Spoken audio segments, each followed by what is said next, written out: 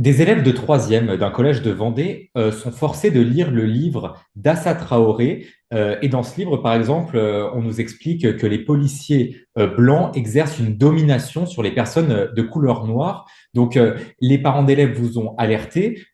Comment ils ont réagi, ces parents, quand ils ont vu cette liste, en fait, du fameux livre à acheter pour leur enfant? Bah, on a eu des parents qui ont témoigné leur mécontentement, qui sont en colère et qui ne veulent pas que leur enfant eh bien, étudie ce livre, qui ne veulent pas être obligés aussi pour les parents d'acheter ce livre et que ce livre soit étudié en classe. Parce que là, on parle quand même d'un livre qui n'est absolument pas neutre, hein, mais qui est complètement orienté, qui est militant, qui accuse les forces de l'ordre et des représentants de l'État de racisme. Donc on a des parents qui sont scandalisés et qui veulent s'opposer eh bien, à l'étude de ce livre en classe. Justement, Alors, lisez-nous ouais, des citations pour vraiment, voilà, moi je suis dans le concret, lisez-nous les citations problématiques de ce livre.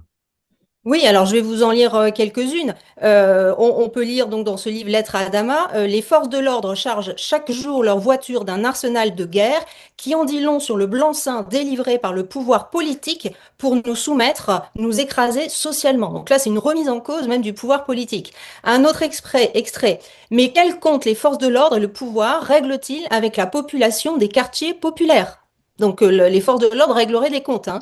Et, ou encore une autre, combien de temps encore la domination violente des Blancs sur les Noirs, sur tous ceux dont la couleur n'est pas la bonne, continuera-t-elle de régner au pays des droits de l'homme? Donc voilà ce que on veut, ce qu'une enseignante veut faire lire à ses élèves et ce qu'elle veut mettre dans la tête de ses élèves. C'est ahurissant. Donc les élèves, voilà, donc ils vont lire ce livre, hein, ils sont obligés. Vous, Ah bah, avec vos parents alors, on d'étudiants, espère que non, hein, parce que nous avons contacté le rectorat, notre réseau, et des inspecteurs, et nous réclamons eh bien, que l'enseignante revienne sur son projet et choisisse un autre livre. Donc, on espère bien, eh bien que notre voix et la voix des parents, surtout, hein, soient entendues, parce qu'on on ne peut pas laisser propager de telles idées dans l'enceinte des établissements scolaires.